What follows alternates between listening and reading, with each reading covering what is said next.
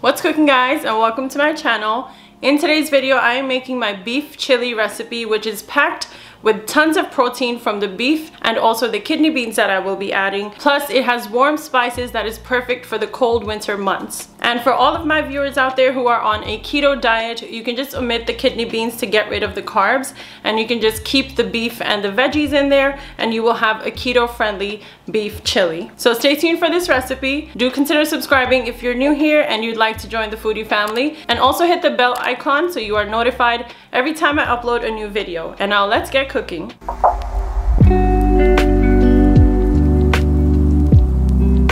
So to start, I've already went ahead and chopped my veggies. I have one whole green pepper here, but you can use any color of your choice. I also have 6 cloves of garlic that I have chopped and 1 medium-sized onion that I have also chopped. I'm using a purple one, but you can use any kind you want.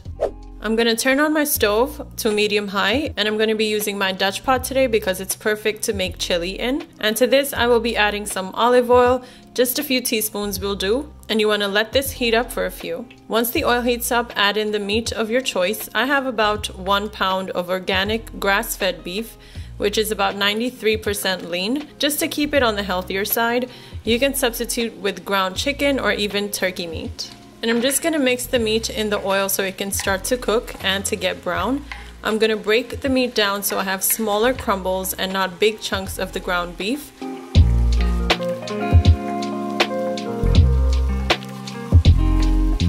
Basically, I want the juices from the meat to evaporate and to allow it to caramelize later. So keep mixing till its juices start to release.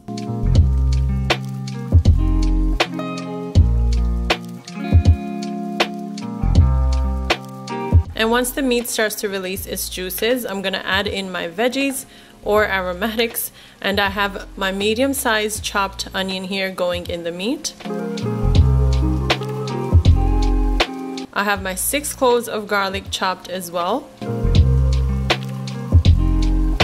and 1 green bell pepper chopped as well. It can all be roughly chopped. We don't have to chop it too fine because it is all going to cook down anyway. And mix the aromatics and the peppers in with the meat and let them all cook together.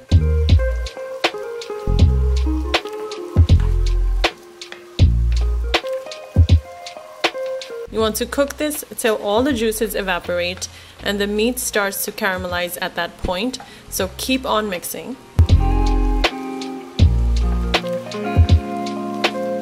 And once the juices have evaporated, let's add the spices now. And you can adjust all these spices to your taste, guys. I have cumin powder here and I'm adding about 1 tablespoon or so.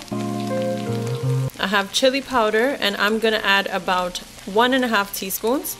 I have red chili flakes here, about 1 teaspoon again, or you can add to your liking. I have dried parsley to add an herbaceous flavor. And also some dried oregano, about 1.5 teaspoons of each. Then we have black pepper, which I'm going to grind in there to get that fresh black pepper flavor.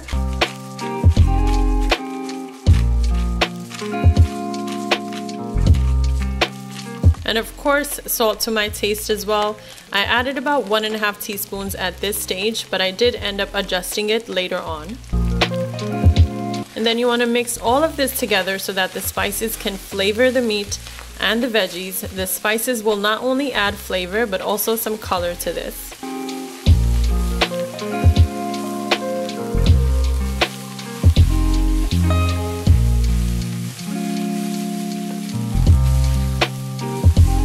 And now I have 1 12-ounce can of red kidney beans, and I've already washed out the liquid that it comes in, so you want to go ahead and add those in there and let them cook with the meat and the spices.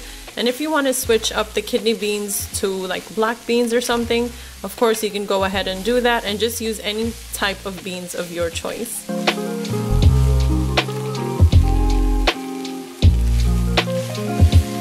And then I have a 14-ounce can of low sodium chicken broth.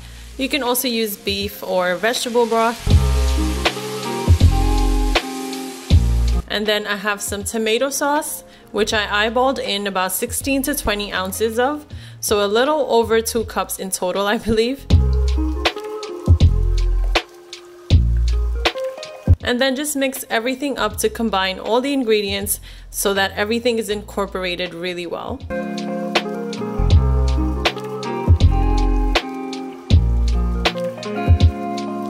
And I'm cooking this on a medium-low heat, and once it comes to a boil, you can lower the heat and cover this for about 30 minutes or so.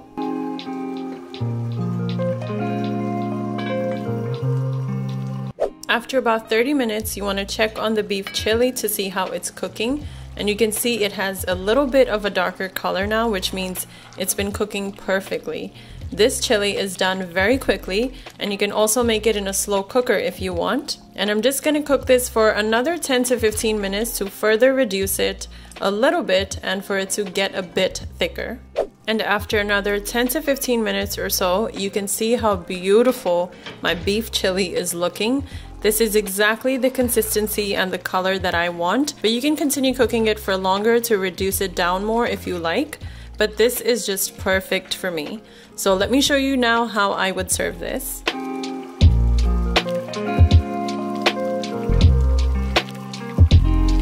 So I will be serving this in a bowl here because it can be eaten as a full meal. You can even serve it with some plain white rice to add a little starch next to it. And I'm sharing a good portion for myself because it's cold out today, and this is going to be perfect for a cold winter night. I also topped it with a dollop of sour cream, but you can also use Mexican crema that has a creamier flavor. I'll add some grated cheddar cheese. Of course, we can't forget the cheese because once it melts, it's going to be so gooey and so good.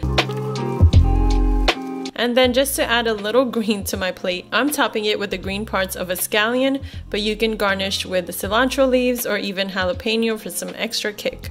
And here's how I would serve my beef chili on a cold winter night. I'd love to know how you would serve this and with what kind of toppings, so definitely comment below and let me know. This beef chili is so filling because of all the protein that's in there from the meat and the beans. But if you wanted to make it completely vegetarian, you can omit the meat. Or if you want to make it vegan, you have the option of adding vegan meat crumbles, which are easily available these days. I hope you try this out one of these nights, as it also makes for a fairly easy and quick weeknight meal.